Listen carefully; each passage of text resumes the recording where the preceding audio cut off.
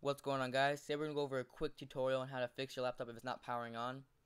This is definitely worth a shot because if it does work, then it could save you a few $100s instead of going to the repair shop. Alright, so the first thing you want to do is try to open up your computer.